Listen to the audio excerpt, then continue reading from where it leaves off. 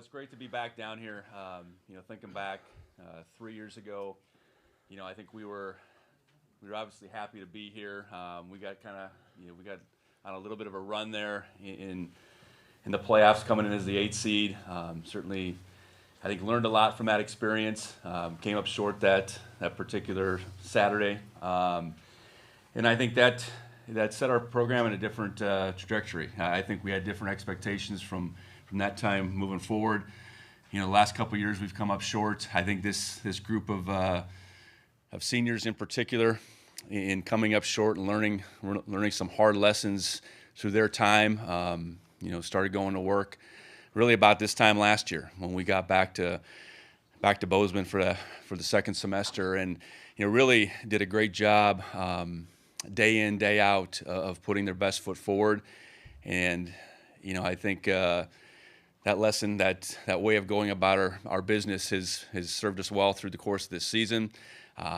Getting into the playoffs, undefeated, the top seed, a lot different expectations, I think, just about where we were as a program, and to be at home and to rip off, 3, I think, really good wins, to put ourselves back in this position.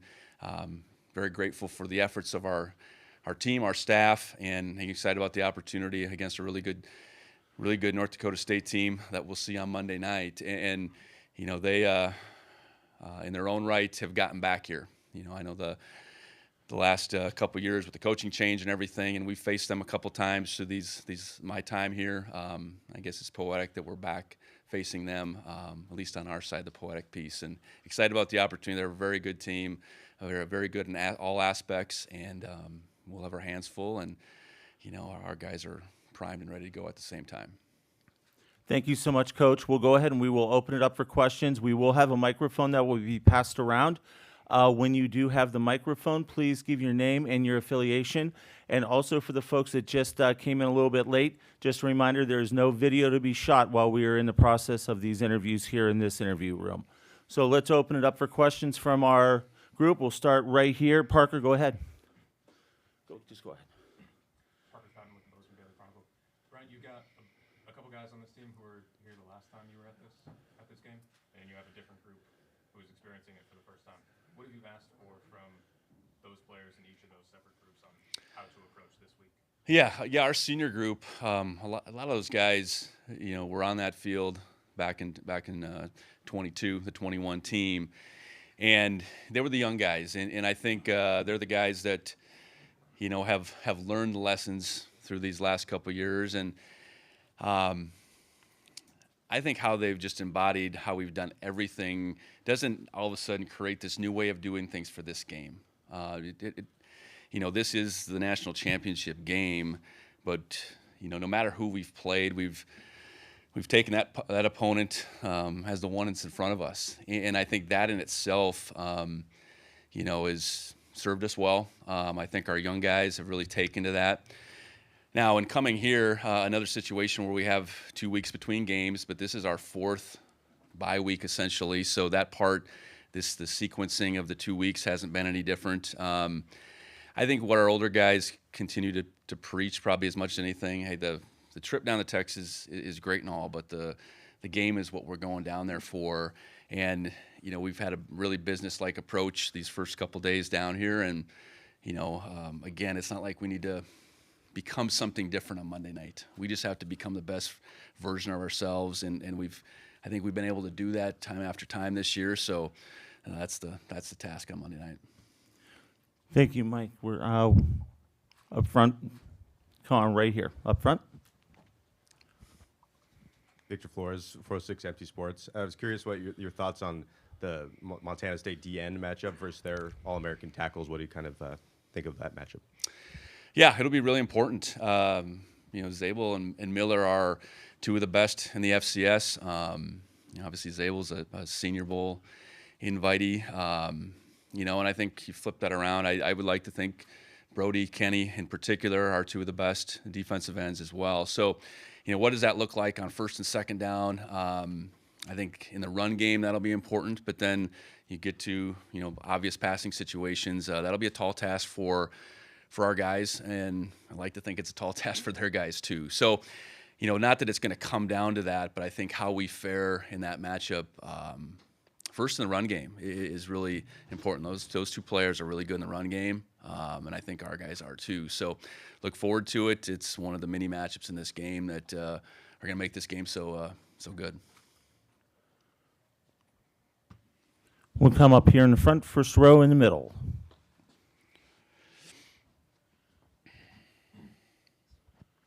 Hey, Brent. Greg Rockach from MTN Sports. Just can you talk about maybe the sense you get of how hungry this fan base is to finally snap this championship? It's been 40 years. Yeah. What kind of a sense do you get there? Yeah, 40 years is a long time. And the 40-year reunion was this fall, and Kelly Bradley, who was the quarterback of that team, came up to me and said, this has been great and all for us, but we need a new team to be remembered. And I think that goes a long ways with just how our fan base has felt. Certainly a lot of ups and downs over the last 40 years. Recent history, quite a few ups, but just not quite getting over the hump.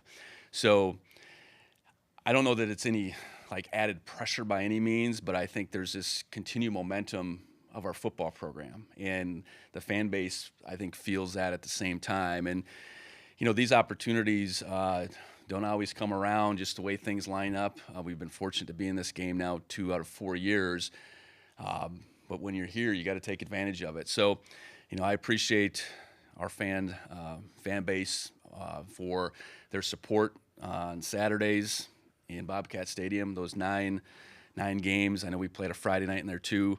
It was phenomenal, and the support that continues on the financial side and needs to has been great.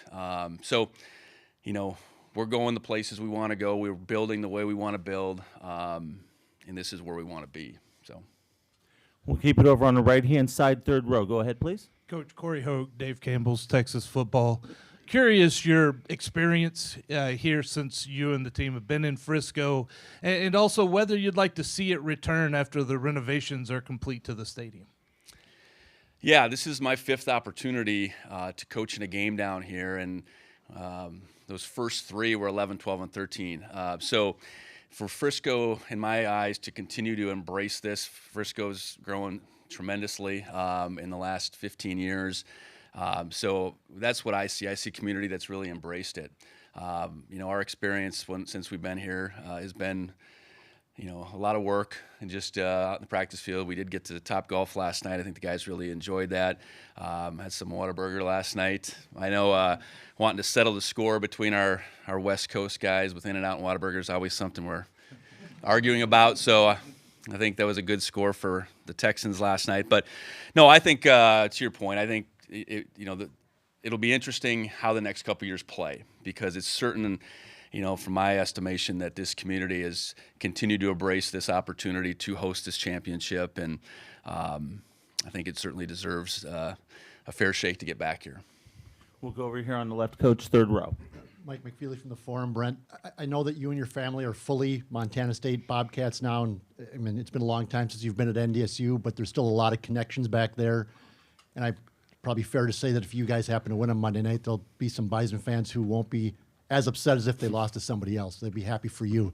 Just talk a little bit about, what NDSU has meant to you over the years and the connections there. Yeah.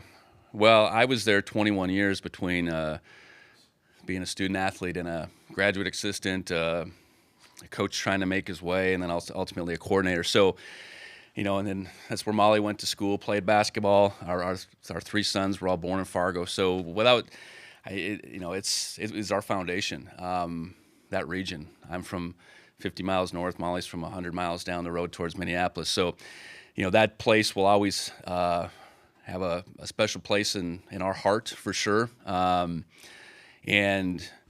the continued success is something that I know I certainly take great pride in. My time there as a student athlete, and then becoming a coach was this major transition through those 2 decades. I hope you see some progress over 2 decades, I guess. But to see the continued success, I know having a good friend and Tim being back there as a head coach, to see him have success a couple guys on that staff that I recruited, and Grant and Carlton.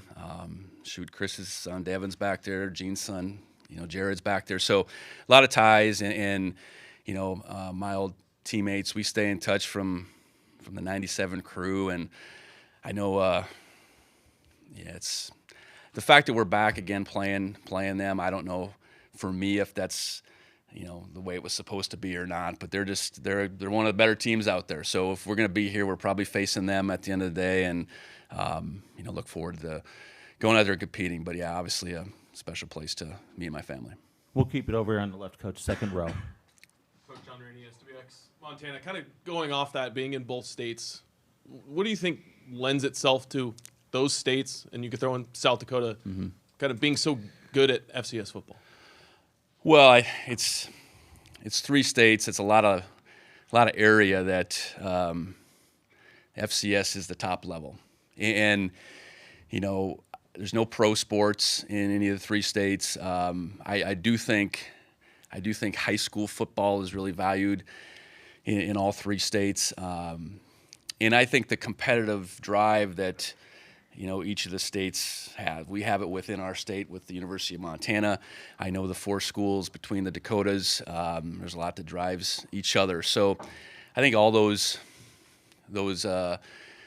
pieces, and then I think absolutely prideful, humble people from all 3 of those states that are going to do everything they can to see their school do well. So the support that we all get. That's not just fans in the stands. That's, people really stepping up to be competitive, to do everything they can to help us, do everything we can on the field. I think that's all part of it. So we're in this pocket of our country where FCS football is king, and I think that in itself is a huge driving force. And it's not to say that there's a world that we couldn't all compete at a higher level, but where we're at right now, we're competing at the highest level we can, and I think that's always going to be the expectation, for us at Montana State, and that's why it's a great place to be. Okay, we got time for a few more questions. We'll go on the right-hand side. Brandon Sullivan, Montana Television Network. Brent, can you talk about, this has been kind of a wild ride over the last few years for you, and then this season being undefeated, and can you talk about this group of players, your relationship with them, and what it has meant to you? So many of these guys like Tommy and Brody and all these guys who are not going to be here as you move forward, what they've meant to you and what this particular group has meant to you and the culture that you guys have built? Yeah, first time through, it was less than a year in the making, and that group awfully very special to me. How they embraced our new staff, of which a lot of guys were holdovers in that staff, but that group did a great job of transitioning and believing in what we were doing. Now this group, they were the young guys on that team, so 14 of them were on that initial roster that we took over in February of 21. So these guys and our journey, my journey, have all coincided here at Montana State. Their growth, our continuing to build this program has all happened together, and